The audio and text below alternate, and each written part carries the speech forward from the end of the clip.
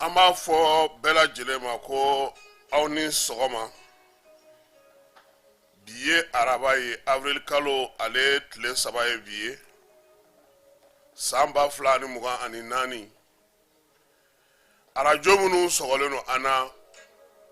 nɛgɛlakaw fɛ yen bosofala an bɛ u fo. Kayi arajo 2 Kayindi ani Kayiba an b'olu fana fo.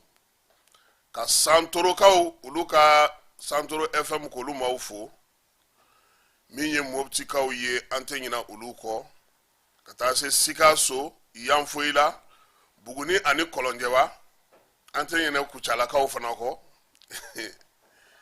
Manakotokaw an ma ɲina olu kɔ Kita mara la ka Kitakaw yɛrɛ fo min ye FM Horizon maaw ye. K'u ni cɛsiri u ni timinanja. Bamakɔ yan Excellence FM, Ulei FM, Star FM an bɛ olu fana fo.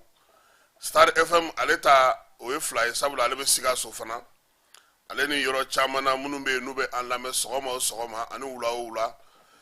Ani débat politique fana u b'o fana lajɛ an fɛ. K'a lamɛn fana an b'u bɛɛ lajɛlen fo. Majura TV maaw Bananbakaw fɛ yen Tuba an tɛ ɲina olu fana kɔ. Min ye Amada ye a n'a ka maaw k'u Sila. An b'u bɛɛ lajɛlen fo k'an to Jani.MLFM kɔnɔna na. Keba aw Bamakɔ aw b'a la ko mardi ye seli ye dɛ.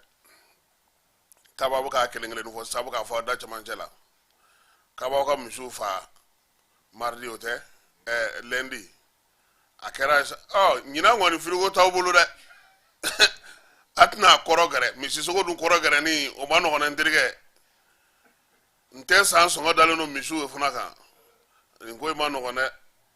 Ala ka hakili ɲuman d'an bɛɛ ma. N'an sera ka denmisɛnninw ka selimafini ko ɲɛnabɔ o ye belebele ye. Sɔgɔmada in na an bɛna baabu minnu ta. Masinakaw olu ye u ka laadala ɲɔgɔn ye kɛ. Nga pereperela tigɛ Keba. Masina dugu kɔnɔ. Parce que Masina ye cercle de ye. Commune caman de bɛ a la. Dugu caman bɛ a la. N'an nana fɔ sa ko Masina ko ɲɔgɔn ye bɛ ka kɛ lakana ko la a bɛ kɛ maaw ɲɛna ko dugu caman bɛ Masina bi olu bɛ degun kɔnɔna na. Amara ko mobili minnu taara jɛkulu marifatigi minnu tun bɛ accord kɔnɔna na ko mobili 30 don. Ko minnu bɛ n'u y'a si dɔgɔmaninw ye n'olu dilanna kɔsa in na k'o ye 2015 ye. Yɔrɔ kɔni di mobili kɔrɔ ye dɛ. Ale n'anw ka 87 min jɔlen filɛ da la ni ye olu kɔ. Est-ce que olu ye kelen ye? O tɛ kelen ye dɛ. Bɛn ni kelenya ni cɛbɔ ni kafɔ sigikafɔ hukumu kɔnɔna na. Premier ministre Usmani Sufi Mayiga a bɛ ka maaw bisimila. Baara kan ka kɛ cogo min k'a ɲɛf'u ɲɛna. Sigikafɔ sen na ta a bɛ taa kɛ duguma de ka na sanfɛ. A ti bɔ Bamakɔ ka taa dɛ a bɛ bɔ duguma de ka na sanfɛ. Hakili la Gamu yɛrɛ b'o wulikajɔ de la Kidali kɔnɔna na. Keba anw tun ma Gamu tali faamu. Nka tile 2 in na an bɛ k'a kɔrɔ ye. Gamu taara kun min kama anw kɔni bɛ k'a ye nka fɔ waati fana bɛna na se n'Ala sɔnna ma. An y'a dɔn kun min na sisan ɲɛmaaw ye Gamu ta hali n'o y'a sɔrɔ a wagati an y'a ko critiquer yan nka ne yɛrɛ ni maître Cheikh Umar an yɛrɛ ko n ko an ma faamuyali k'a ko la nka sisan bɛɛ b'i ka ko kɛcogo dɔn. Ayiwa aw ka wari bɛ banque la wa? Aw ka wari yɛrɛ t'aw bolo yɛrɛ. Ni Jani yɛrɛ tɛ yɛrɛ est-ce que aw bɛ wari min aw bolo la yɛrɛ? Nka aw tun bɛ Marabati ka feere ni fɛn ninnu de la ani papier kɔrɔ feere ninnu aw bɛ wari bɔ mini. Bankitigiw olu bɛ yen. Banki baarakɛlaw olu bɛ yen. Bankiw ka lafasa tɔnba n'o ye Sinabefu ye ko nin kalo in tile 15 ka taa se a tile 19 ma k'u bɛna tile 3 baara bila kɛ o b'a sɔrɔ seli tɛmɛna o. U y'a kɛ ni hakili ye sen. Ko wa ko n'o ma mago ɲɛ k'u b'a daminɛ tuguni kalo tile 25 nin tubabu kalo kelen ko fo ka taa se o fana u bɛ tile 4 kala o fana na tuguni. U ka sɛbɛn bi yan an na tila k'an da don a la. Maliyɛn denmisɛnninw caman olu be gɛlɛya la Maroc u ye vidéo dɔ kɛ k'a ci an ma an n'o kumakan tɛmɛ wolofaw fɛ yen Ousmane Sonko ale taara ka kɛ premier ministre ye Ousmane Sonko min Sénégal kɔni an bɛ dugawu de kɛ ninnu fila Ala k'u bɛn quoi ninnu ka fɔnkɔ ɲɔgɔn bɛ jugu hali Macky Sall ni Wade ka kɛlɛ ye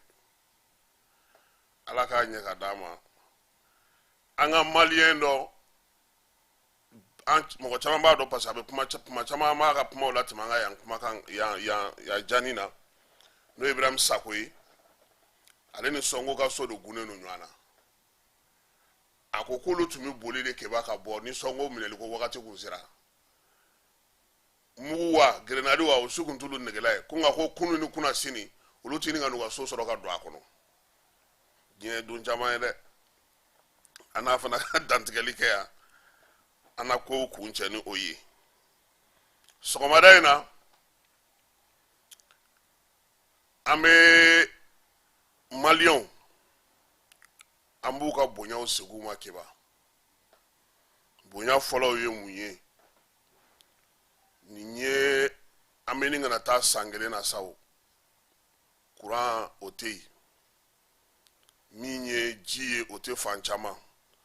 lakanabaliya ɲɔ ɲɛlen don yɔrɔ caman na bi nka jɔnniw sɔnna ka muɲu ka sabali o ye maliyɛnw ye kɛba n'i ye kuranko ta k'a jateminɛ hali anw yɛrɛ fɛ yan maa caman y'a jateminɛ k'a fɔ ko muso dɔw tun b'an bolo tun bɛ flash kɛ an y'a dabila parce que a sɔrɔ se tɛ an ye ka kuran mɛnɛ tuma bɛɛ ka groupe k'a la a se tɛ an tɛ kuran sɔrɔ ka groupe se tɛ an ye a bɛ komi sisan olu mɔgɔ 5 ni kamalennin 1 olu ka baara de jɔra olu bɛ congé technique la fo kuranko ka nɔgɔya kɛba o n'a ɲɔgɔnna joli joli o bɛ dugu kɔnɔ bi fanw na amara ninnu ka kalanso n'u ɲɔgɔnnaw olu denmisɛnninw caman bɛ yen kalan tɛ se ka k'a kɔnɔna na ni minɛnw ni yelenw tɛ wa a dun tɛ kurandennin ta kɛba jɔnniw sɔnna o ma ka fɛɛrɛw sigi sen kan ka wulikajɔw kɛ bi n'i taara an ka suguw la muso minnu bɛ jɛgɛ feere u ye fɛɛrɛ kuraw de sɔrɔ jɛgɛ marali cogo la n'i taara an ka ɲɔ susu yɔrɔw la ɲɔ bɛ susu cogo min bi kin ni kin ɲɔ de bi ta ka taa yɔrɔ wɛrɛw la mankan ma ci jɔnniw sɔnna o ma maliyɛnw kɛba nin sunkalo in i bɛ se ka ɲininkali kɛ ne bɛ fili dɛ nka ni maliyɛnw ye sunkalo gɛlɛman y'u ɲɛ na nin sunkalo in don tile b'a 12 fili la sun bɛ mɔgɔw kan degun bɛ yen fantanya bɛ yen hali sisan an dontɔ an ye min fɔ o ye k'a jira k'a fɔ ko sɔrɔ olu ka dɔgɔ hali n'o y'a sɔrɔ gouvernement ye baara kɛ ka sugu kɔnɔnaw fa minɛn na bi an k'a fɔ jɔn ko ala maliyɛnw olu de kunna olu de sabalila kɛba waleɲuman dɔn mali ye zon ye dɛ jamana ɲɛmaaw u fana ye minɛn dɔw lana u ka tɛmɛ ka bɔ yen jamanakuntigi yɛrɛ ani gouvernement mɔgɔw n'o ye premier ministre ye u ye fɛɛrɛ tigɛ yaasa suntigɛ yɔrɔw olu ka se ka caya ka balo ta k'o di ka maaw dɛmɛ ni a ye kɛba maa kelen kɔ a tɛ ntɛnɛn bɛɛ yɔrɔ caman na bi anw yɛrɛ jigi bɛ se ka kɛ misali ye o la o ye k'a fɔ n'i taara an ka misiriw caman na bi i bɛ sun tigɛ ala ni wulikajɔ min kɛlen don maa caman fɛ n'o ye maa ɲumanw ye an ka jamana kɔnɔ ni hinɛ min bɛ kɛ kɛba i b'a kɛ kun dɔ ko an k'o ladege ko ni sunkalo banna an ka to o kan ni sunkalo banna nka kɛba ni sunkalo banna fantanw ka miiri bɛ na fantanw ka jɔrɔ bɛ na fantanw ka kɔli bɛ na fantanw ka dumuniko dɛsɛ bɛ na min ye ɲɛjɔyɔrɔ tɛ sɔrɔ u la fɔlɔ ni don tɔw don fitiri ninnu mana se wuladaw mana se i bɛ geribuw ye ka girin k'u kunda few kan k'u kunda mɔgɔw tɛmɛyɔrɔ kan nka nin waati in na u b'u kunda misiriw kan u b'u kunda maaw ka duw kan u b'u kunda yɔrɔw kan yɔrɔ minnu na hinɛ bɛ kɛ u la yen u bɛ se ka balo ka dumuni sɔrɔ ka tila ka taga ni dɔ ye so an bɛ maliyɛnw de fo dɛ ɲinan ta in ma nɔgɔya kɛba ni maa min ma kunun dɔn bi tɛ tu i kɔnɔ dɛ san tɛmɛnenw na min ye bubu sise ye ni ne k'a ma ko monsieur le premier ko non Kassim e ye n terikɛ de ye kɛba n terikɛ de don a ye ɲuman kɛ anw yɛrɛ ye a ye ɲuman kɛ maliyɛn caman ye mɔgɔ kana ɲinɛ mɔgɔ ka ɲuman kɛli kɔ ni ani faamaw bi ɲɔana ani Mali ɲɛmaw bi ɲɔana an bɛ dugawu yɛrɛ kɛ Ala ka o kow ɲɛnabɔ parce que fɛn dɔw bɛ kɛ kuma dɔw la mɔgɔw t'a faamu nka Bubu ye ne terikɛ ye ne b'a dɔn sunkalo kɔnɔ a tun bɛ min kɛ Ala k'a dɔn a ye a bɛ degun min kɔnɔ Ala k'a nɔgɔya ye kɛba n'an bɔra ye i ɲɛ bɛ commune 4 maire kɔrɔ la Siriman Bacili radio so ka dɔgɔ Bamakɔ a fana kun ka sukɔrɔ tɛ taa yɔrɔ min dɛ an b'u fo mɔgɔ minnu fɛn o fɛn bɛ yen n'u ye maaw hinɛna maaw la n'u ɲɛna maaw ma wa kɛba ɲɛ b'a la o dɔrɔn tɛ koyi caman bɛ bi alimamiw la misiriwelelaw la misiri kɔnɔmɔgɔw la u ka fɛɛrɛ fɛn fɛn bɛ yen maaw dɔw jɔlen don n'o bɛɛ ye Ala ni sutura ani ɲɔgɔn dɛmɛ min b'an ka jamana kɔnɔ an kana ɲinɛ nin de kɔ a se bɛ e ye ka mɔni min i ka so ka taa tɔ k'i ka ɲama na sunkalo t'o waati ye hali ni sunkalo t'o man ɲi dɔ lajɛ i kɛrɛfɛ e ye min dun n'i fara ka n'a tɔ bila i ka firigo kɔnɔ a di o ma o fana ka se ka hinɛ dɔ sɔrɔ o fana ka se ka nisɔndiya kɛba waati min bɛ ka nalen a ka gɛlɛn ni o ye seli ɲɛkɔrɔla ye an b'a ye maa caman bɛ misi fa maa caman bɛ faliw kɛ sogow bɛ tila a lajɛ i kɛrɛfɛ maa minnu bɛ yen ni se tɛ u ye i ka dɔ d'u ma a bɛ ɲɛ dɛ o de la an ka bɛ maliyɛnw fo maliyɛn minnu y'a kɛ Ala ye k'a kɛ kira ye k'a kɛ sigida kama k'a kɛ kabila kama k'a kɛ hali u faw n'u baw tɔgɔ kama kɛba an b'u fo maa caman bɛ ka ɲuman k'u ka du kɔnɔ bi a fɔr'u ɲɛna n'i fa tun bɛ yan a tun bɛ nin de kɛ ni se b'i ye i fana k'i jija i k'o kɛ a ka di n ye ka mɔgɔ caman tɔgɔ fɔ a ka ca Ala yɛrɛ ka sigida la Barilabugu a ka ca mɛnɛkuraw ni bolibanaw ni yɔrɔw caman mɔgɔw bɛ ɲumanya kɛ du dɔw bɛ yen san kalo 12 kɛba a sigilen don mɔgɔw bɛ na o b'a dun Ala k'a k'u ye sara ye bi an bɛ fɛ ka nin waleɲuman dɔn kɛ maaw ye maa minnu kɛlen don ka dɛmɛ ta ka ɲɛsin maaw ma nka u k'u hakili to a la sunkalo mana ban u k'a dɔw kɔntiniye ma ɔnzɔnfɛnw u de yɛrɛ ɲɛ bɛ jamana kɛcogo la dɔɔnin b'olu minnu kun an ka jan an k'o dun ɲɔgɔn fɛ sɔrɔ bɛ Ala de bolo se bɛɛ lajɛlen tigi ye Ala de ye ko bɛɛ lajɛlen bɛ fara ale de la kɛba ne bɛna fɛn kelen f'i ɲɛna bi i ni Amara ka hakili to o la a ka gɛlɛn dɛ mɛ aw k'a kɔrɔbɔ aw k'a lajɛ aw bɛna na min fɔ n ɲɛna sɔgɔma i wulila fosi t'i kun 121 ou dɔrɔmɛ 21 i ŋaniya fɔ i k'a fɔ ko Ala ne bɛ nin di e kama n b'a dɔn fɛn tɛ n kun dɛ nka se masa ye e ye ni tile banna n'aw ye min sɔrɔ aw ka n'o jaabi fɔ n ye cɛw bɛ wuli min ye dutigiw ye foyi t'u pɔsi kɔnɔ 101 kɔ yan'u ka bɔ du kɔnɔ u b'a fɔ muso ɲɛna nin minɛ nin bɛ se ka min kɛ i k'o ɲɛnabɔ n'o ye yanni ka taa yɛlɛma kɛba o don ni cɛ ni min bɛ don a yɛrɛ tɛ s'a kɔrɔ n'i bɛ hinɛ fɔlɔ o ye maa minnu b'i ka charge la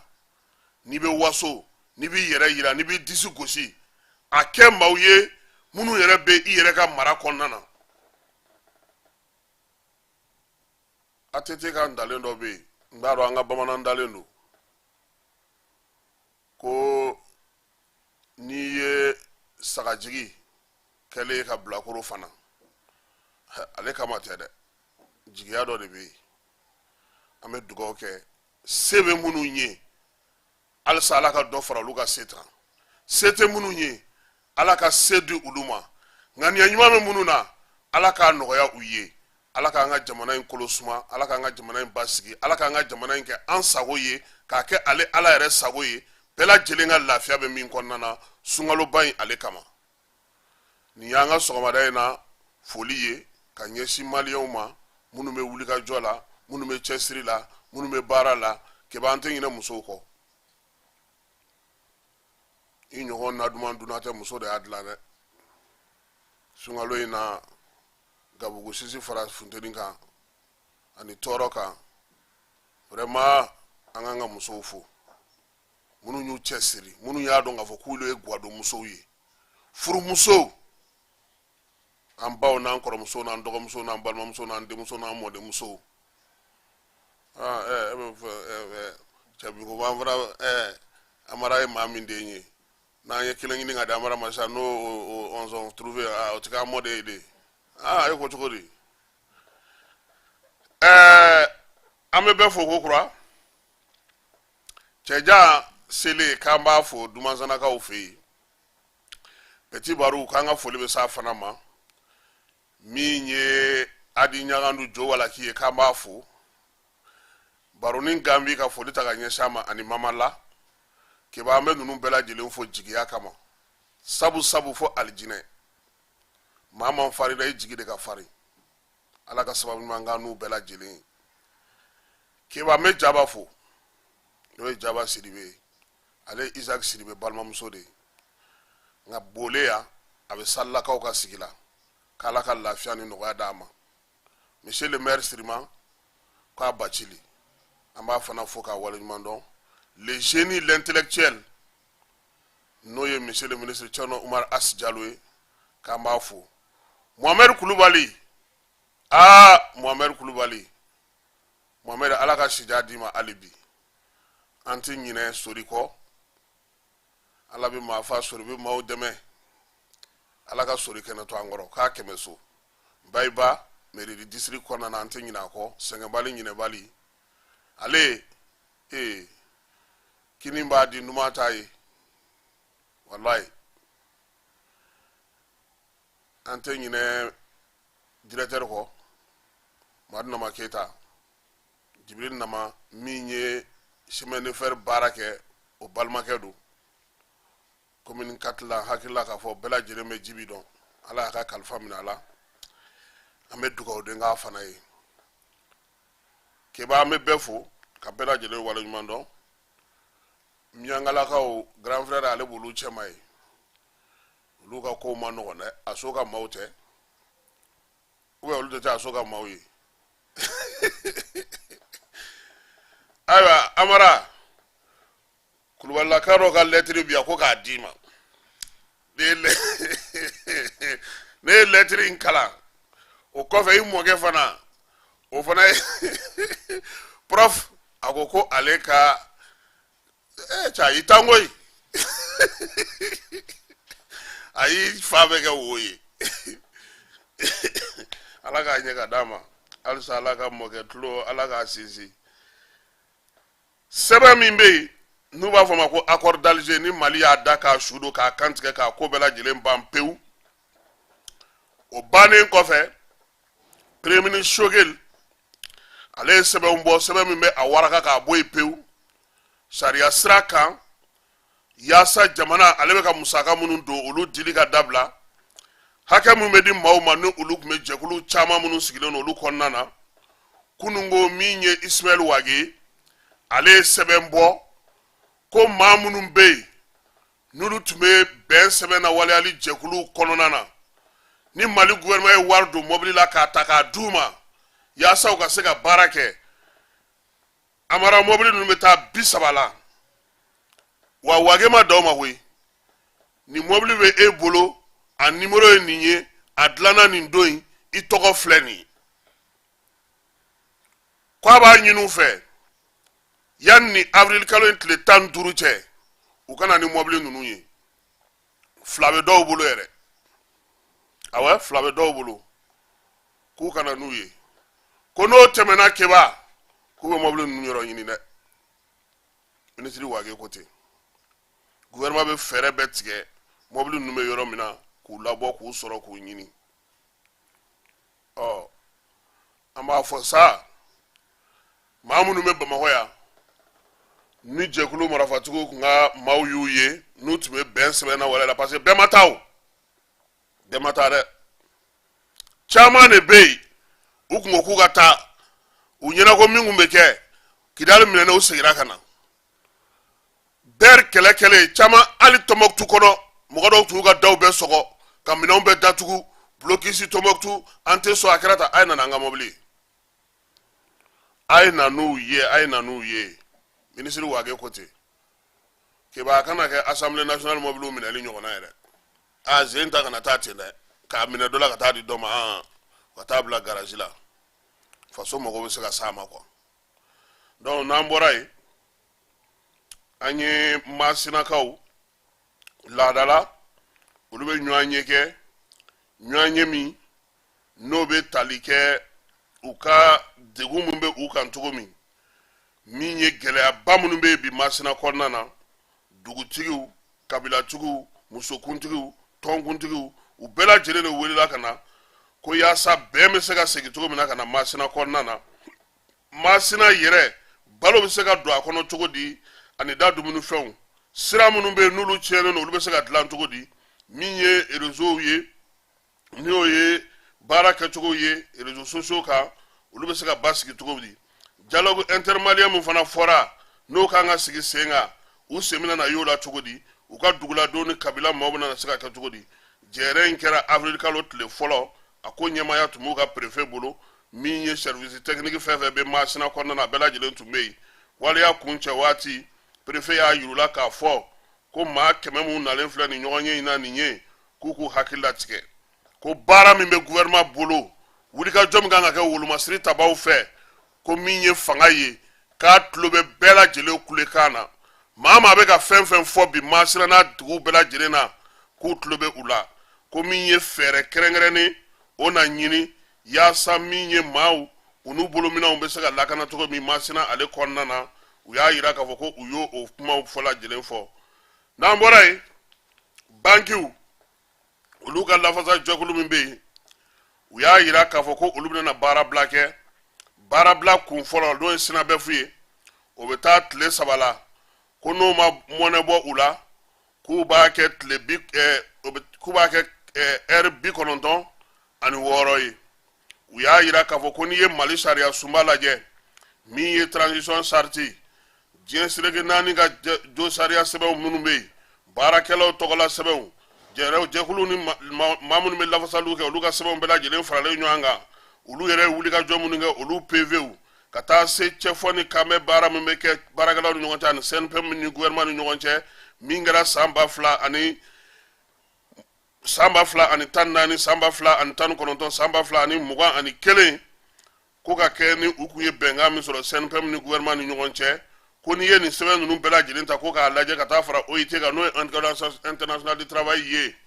k'olu ye min jate minɛ n'o ye olu Sinabefu ye u ko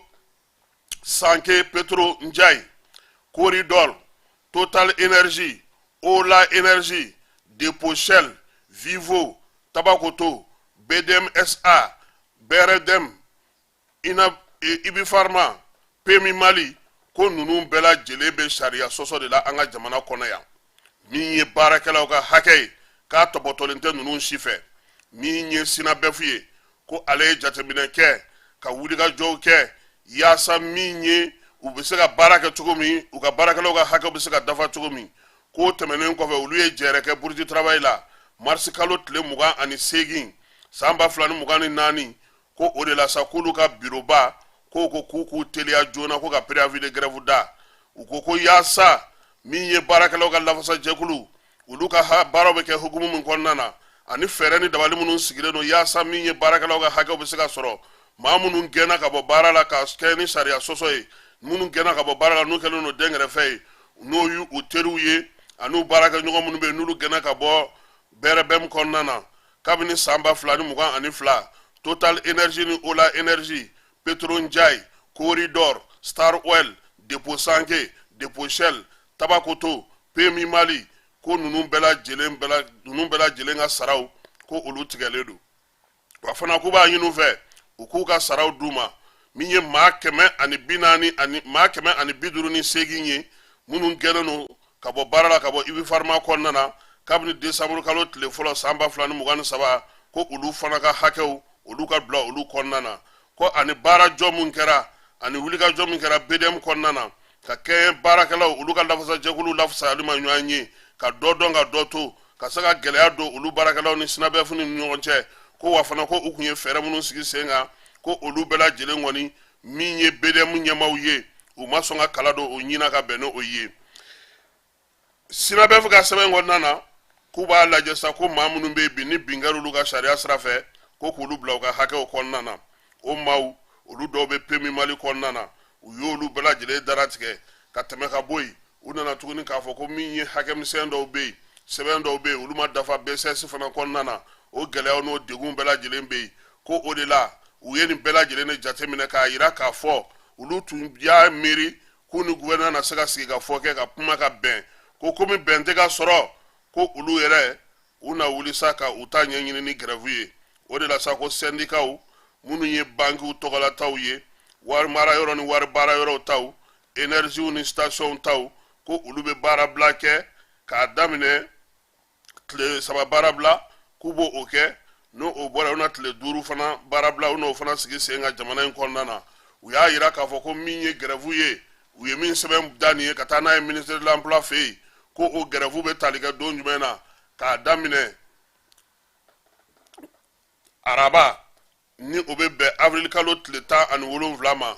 min ye grève kun fɔlɔ ye a bɛ daminɛ o la nɛgɛ kanɲɛ fu ka taa kun cɛ juma avril kalo tile 19 ko n'o ma mago ɲɛ ko grève bɛ to senna koyi ntɛnɛn avril kalo tile 22 a bɛ taa kun cɛ alamisa avril kalo tile 25 ko donc min ye sɛbɛn ye a fa sirila CNBF ale secrétaire général fɛ n'o ye Amadou Nuba ye chevalier de l'ordre national k'u taara sɛbɛn u taara dɔ bila ministre du travail et fonction publique du dialogue social k'u taara kelen bila ye ministre de l'économie et des finances k'u taara kelen bila ye ministre de la justice k'u taara dɔ bila ye min ye CNPM ye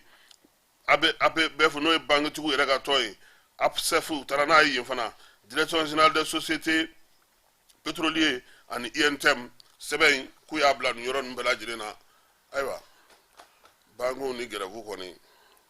o kɔrɔ ko dɔ na fara sɛgɛn kan dɛ nka n'Ala sɔnna na an na Amadu Ba wele don nataw kɔnɔna na furugufurugu min yɛrɛ bɛ o kun yɛrɛ ye min ye kaba ninnu ka maaw tɛ o tɛ wuli ko fɛ o an sɛgɛnnen ye kuma min ko fɔ aw ka wari bɛɛ sɔrɔ fulakɛ an n'a wele k'a ɲininka a ko tɔ bɛ cogo di n'an bɔra yan an bɛ taa bankasikaw fɛ yen bankasiko dugu bɛ ka langolo yan maaw bɛ k'u ka minɛnw cɛ ka bɔ kuma bɛɛ dugu bɛɛ bɛ yen n'u b'a fɔ ko Otoro-Tegere ale bɛ Subala cercle Subala commune kɔnɔna na bankasikaw fɛ yen ko bin taara kɛ olu ka jɛkulu marafatigi lakodɔnbali dɔw fɛ duguladen dɔw y'a jira k'a fɔ ko min ye maa minnu ye waleya in kɛ kɔni u ye degun ta ka ɲɛsin maaw ma nka k'a dɔn k'a fɔ ni maa ni tora ni maa ni ma to a la seerew y'a jira k'a fɔ ko olu m'o dɔn fɔlɔ waleya in kɔni y'a to min ye duguladenw caman ye olu k'u sigiyɔrɔw bila pewu ka bɔ dugu yɛrɛ kɔnɔna na o dun y'a sɔrɔ fana caman kun bɛ yen olu fana kun bɔra o dugu kɔnɔ ka kɛ ni caman bɛ yen bi olu bɛ ka taga u yɛrɛ sɔrɔ fo Baɲangara ale dugu kɔnɔna na yaasa u bɛ se ka lafiya sɔrɔ cogo min Mɔptikaw fɛ yen Mɔpti dugutigi dɔ n'o ye Komogeli den ye ko banbantigi dɔw kɔni taara ale ta a ka so min yɛrɛ n'o bɛ Biniya a kɛra juma tɛmɛnen min ye waleya in ye k'a kɛra ba yɛrɛ kɔfɛla de la koyi sigana maaw y'a jira k'a fɔ ko min ye banbantiwale ni juguwale kɛbaa minnu ye nin kɛ u taara n'a ye yɔrɔ la maa si tɛ yɔrɔ min dɔn min ye waleya in ye a kɛlen kɔfɛ fana kun jɔnjɔn ma se ka fɔ maa si hali bi wa ma foyi ka foyi lakali maa ye min y'a ka denbaya ye o y'a jira k'a fɔ ko min ye dugutigi ye u tɛ ka kibaruya foyi sɔrɔ a la koyi olu yɛrɛ bɛ k'a lajɛ dɛmɛ bɛ se ka don a ma cogo min na nka u y'a da tulu la k'a da jaba la maa minnu ye waleya in kɛ u ma kuma u m'u ta yɔrɔ fɔ u tɛ ka kibaruya di i n'a fɔ tɔw ta la a bɛ kɛ cogo min na association min bɛ yen n'a bɛ fɔ ma ko association Pɔlɔ n'olu sigilen don maaw kɔrɔ maa minnu ye degun sɔrɔ bateau Tɔnbɔkutu dafirili ni a jenini na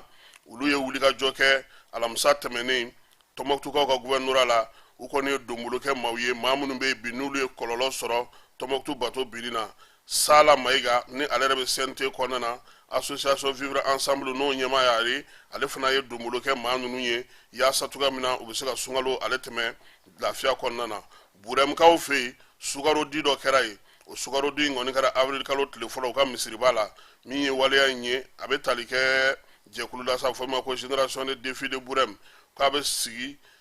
sungalo min ye minɛnw kɔni ye u y'olu caman di sefa wari 100 kɔ u y'o de ta ka di misiri 14 dugu kɔnɔna na ani arajo 6 on oublié nous dɛ arajo 6 k'u ye dɔ d'olu ma burɛmu ka wulu fɛ yen kin 9 maa minnu bɛ yen ni olu kɛlen don ka gɛlɛya sɔrɔ o yɔrɔ ninnu na chambre de commerce ale wulilen don k'i jɔ nin waati in na ko Bamakɔ suguba ani Bamakɔ suguw kɔnɔna ko k'a lajɛ dɛ jɔnni ni jɔnni de ye jagokɛla yɛrɛ ye patanti talen don jɔnni fɛ jɔnni ni jɔnni bɛ bɔ yɔrɔ jumɛn maa jumɛn b'an ka sugu kɔnɔ an bɛ mun feere u kan ka min fara an bɛ mun dun dɛ chambre de commerce ko ale bɛ ka nin sɛgɛsɛgɛli in kɛ o de la commerçant caman bɛ yen bi olu bɔra jamana wɛrɛw la ka na u sigi an fɛ yen ko n'i y'a ta k'a lajɛ 100 sarada la maa 21 o de bɛ bɔ Laginɛkaw fɛ yen n'o bɔra yen Côte d'Ivoire kaw 100 sarada la 14 bɛ bɔ olu b'an ka sugu kɔnɔ wɔlɔfɔw ta ye 10 ye chinois ye 8 ye jamana 25 bɛ yen minnu bɛ bɔ yɔrɔ wɛrɛw la ka na ni minɛnw ye an ka sugu kɔnɔna na k'anw yɛrɛ ta ye jumɛn ye nasa chambre de commerce kɔni bɛ ka baara in kɛ yaasa ka se ka lafaamuyali kɛ lafaamuyali min bɛna n'a to n'u bɛna ko ninnu bɛɛ lajɛlen ɲɛɲini k'u sigi minɛn kelen kan maaw bɛ se cogo min na k'a dɔn k'a fɔ degun min bɛ an ka sugu kɔnɔna na bi ni yɛrɛ ma jugu ko ja ko anw yɛrɛ ka mɔgɔ dɔw fana bɛ yen olu fana bɛ papier minɛ k'a fɔ ko u bɛ taa minɛnw ta jamana yɔrɔw la ka tila ka n'a di jamana wɛrɛ mɔgɔw ma olu sigilen don an ka sugu kɔnɔnaw la ko in k'a kuma ka ca min ye chambre de commerce ye ale bɛ ka nin baara in kɛ yaasa jagokɛla yɛrɛw olu bɛ se cogo min na ka u yɛrɛ sɔrɔ min ye baara kɛ u bɛ se ka nafa sɔrɔ a la cogo min na sugu kɔnɔna na o kɔni o ye ko ɲuman ye an bɛ dugawu kɛ sa Maju Sɛnpara a n'a ka tɔndenw u ka nin wuli ka jɔ ni hakili ɲuman in na n'o tɛ kuma caman mun ye bazɛn ko tiɲɛ chinois bazɛnnin tɛ de fɛn wɛrɛ minnu bɛ yen bi minɛn wɛrɛ minnu bɛ yen an ka juru bɛ t'u ta ka na n'u ye i bɛ n'a sɔrɔ a tolen don sugu kɔnɔ yan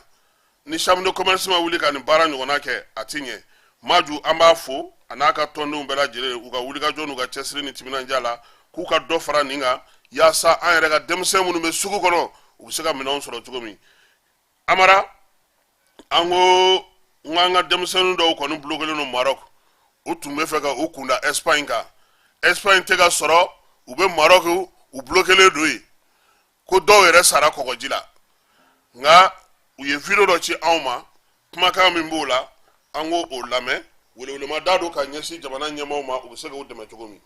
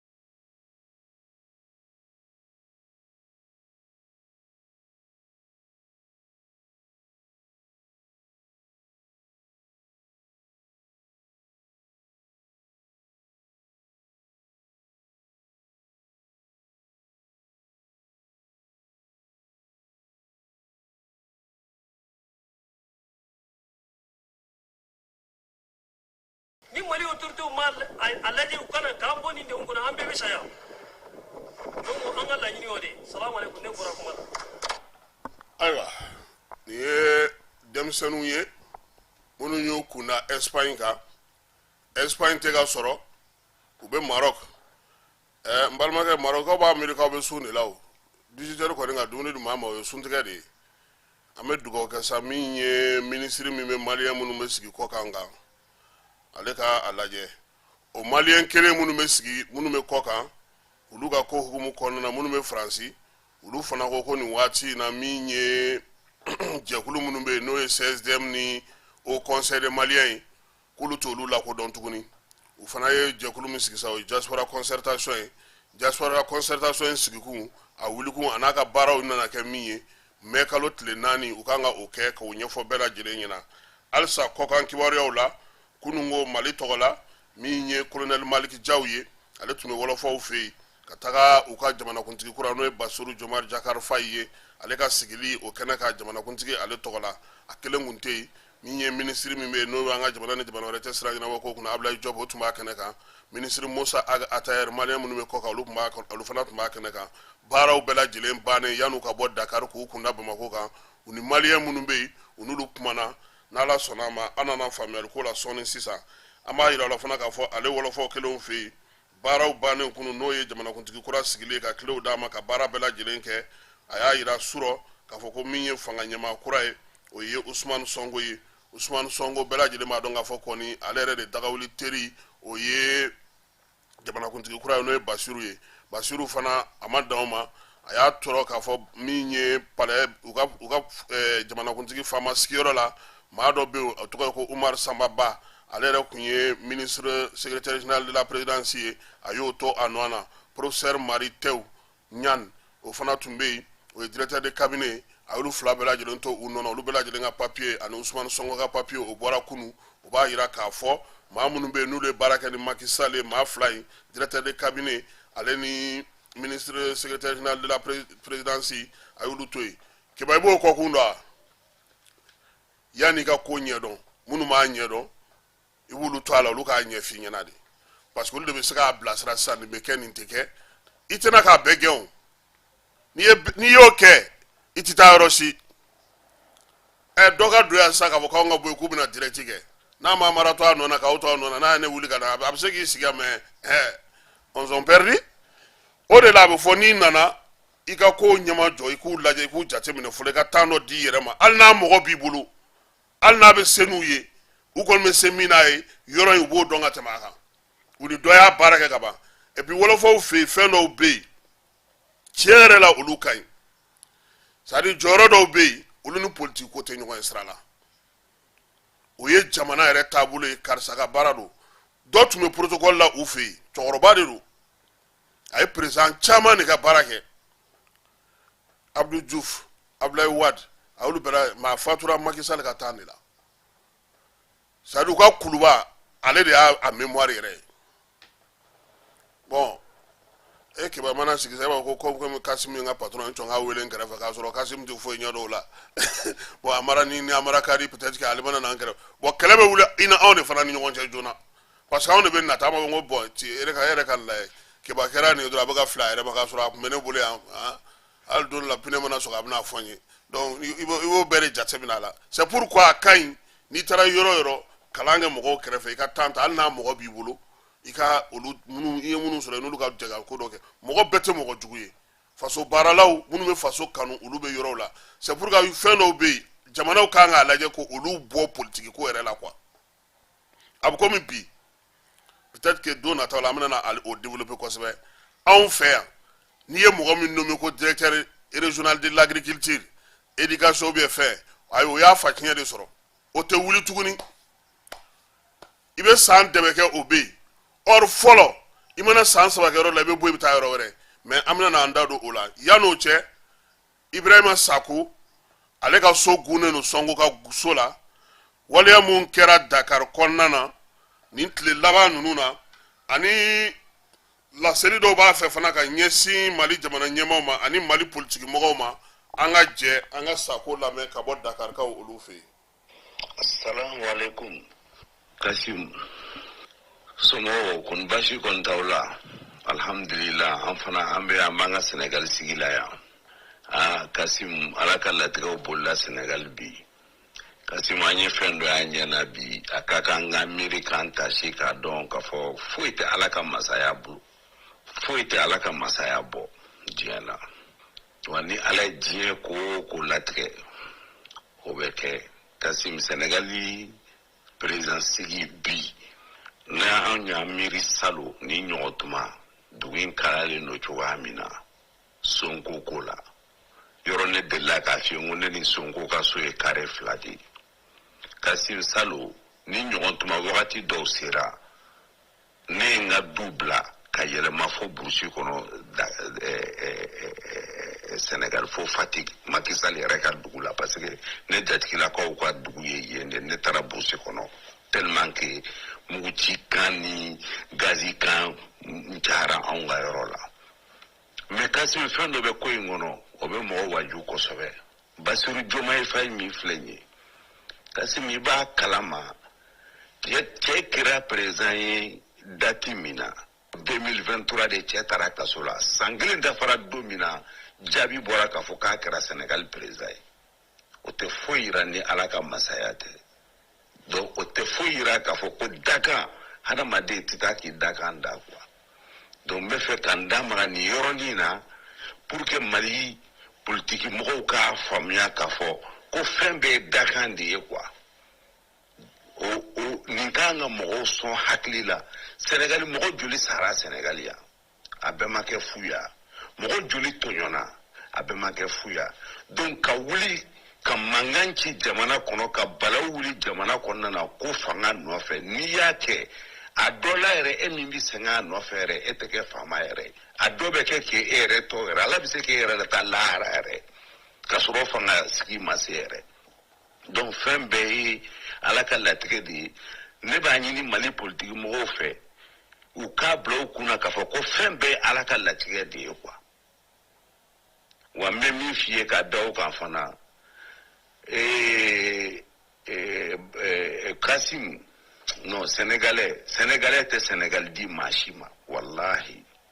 les Sénégalais sont des patriotes wallahi ne sɔnna Sénégaldenw ka jamana u ka jamana kanu wallahi ne sɔnna a fɔ mun na Makina nɔfɛ mɔgɔw miliyari joli de tun b'u bolo bon i bɛ se ka diɲɛ ko fɛn bɛɛ mɛn i tɔgɔ la Sénégaliya ne yalala vote kɛ don ka yala ka diɲɛ fɛn bɛɛ ɲini ɲɛna fo k'a ye mɔgɔ minnu bɛ yala k'a fɔ a ye wari d'a ma k'an bɛ taa vote ne diɲɛ fɛn bɛɛ ɲɛna Dakar ya o don fo o mais n ye mɔgɔw dɔ ye mɔgɔw de minnu bɛ ka yala wari b'olu kun u bɛ fɛ ka wari di mɔgɔw ma a ye taa vote an ye o tɛ mɔgɔ sɔrɔ est ce que o bɛ se ka kɛ Mali la donc il est temps an yɛrɛ fana an k'an miiri an k'an taasi ko dɔw bɛ yen na olu sera dabila ye Mali la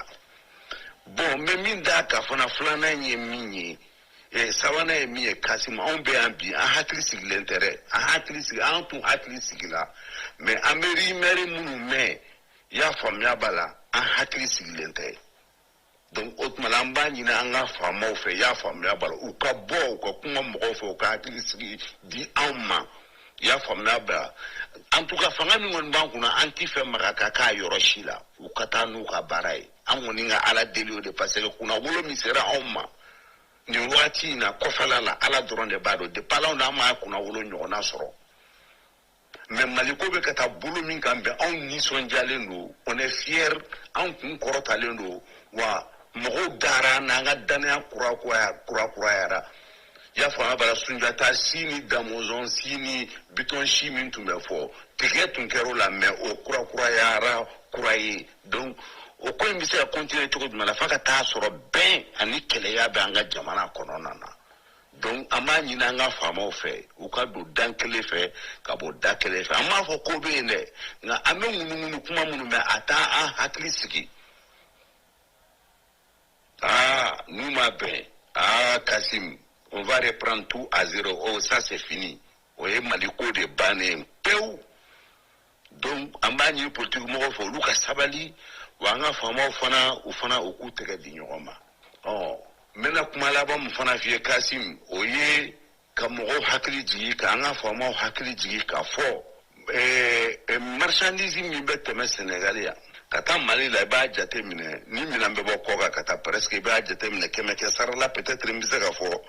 60 70 bɛ tɛmɛ Senegal fɛ o bɛ tɛmɛ Senegal fɛ a bɛ taa Mali la a bɛ taa Mali la a bɛ tɛmɛ ni yɔrɔ jumɛn a bɔ Senegal kɔnɔna na k'a don région fɔlɔ min kɔnɔ o ye Kayi Kasimu Dakar Bamako bi transport dɔ farala kan o tɛ baasi ye filanan ye min ye transporteurs commencera k'a ban wolofɔ transporteurs commencera k'a ban ka taa Bamako ni k'u ka minɛn ta ka taa Kayi u bi sɔn a la mais ka taa Bamako commencera k'a ban Mali yɛrɛ la société ba hakɛ dama dɔ bɛ yen na mobili 100 rigaw bɛ minnu bolo la u commencera k'a ban Kayi Dakar sira la ka sababu kɛ mun ye entre Kayi Bamako parce que a sira man ɲi kasi n bɛ segin a kan ni samiya sera ka Kayi sira to nin cogoya la sira bi tigɛ Kasimu ni samiya sera n bɛ segin a kan ni samiya sera ka Kayi sira to nin condition in na baara bɛ ka kɛ n m'a fɔ baara tɛ ka kɛ baara bɛ ka kɛ mais baara ka suma ni samiya sera k'a to nin cogoya la ravitaillement bɛ tigɛ Bamakɔ la ni samiya donna k'a to tan kɔni donc n tun bɛ fɛ ka ninnu kumakan damadɔ de fɔ vraiment i k'a lase an ka faamaw ma i y'a faamu k'a fɔ an ka dugawu b'u ye Maliki Jaw yɛrɛ a ye an rencontré bi i y'a faamu bala Mali ambassade la vraiment a kɛra bonya ni karama kɔnɔna na vraiment a nana a ye Maliens rencontré ale ni Ablaye Diop a y'a faamu bala ni ministre de Malien de l'extérieur vraiment a diyara n ye k'u ni ce u ni baraji u y'an diya don an yɛrɛ la donc an b'a ɲini u fɛ vraiment n ye ladilikan minnu fɛ u k'u tɛgɛ di ɲɔgɔn ma sinon daba ɲɛ bi sunɔgɔ t'an ɲɛ dɛ voilà hakɛto bɛ nin ka sala la Muhammad Salim ni kun ye Sako ye Ibrahim Sako ka bɔ wɔlɔfɔw fɛ yen kiba ne kuma dɔ m'a ka kuma na o ye sirako ye ko ni samiya sera k'a ma fɔ ko sira tɛ ka baara dɛ ko ni samiya kɔni sera ka sira to ta i b'a dɔn yɔrɔ min ya Jema Kayi k'a fɔ Sandare Kayi a kan b'o sira in de ma o de bɛ ka baara n'o tɛ Keɲeba sira dama don la fɔlɔ maa ti t'o fɛ tugun bɛɛ bɛna sira dɔ in de fɛ Dibori sira in de fɛ filanan ye mun ye k'a tulo bɛ ŋunuŋunukanw na ko fanga wɛrɛ k'u bolo di ɲɔgɔn ma kiba nin tɛ kuma lankolon ye dɛ n'Ala sɔnna a ma a ka bi tulo kunnandi kɔnɔna na jamana in bɛ se ka basigi cogo min lafiya an ka o sɔrɔ sɔgɔmada in na ta an bɛ o jɔ yan ka bɛɛ fo ka bɛɛ waleɲuman dɔn n'Ala sɔnna a ma nɛgɛ kanɲɛ 18 ni o sera bi sunkalo tile 20 21 don wa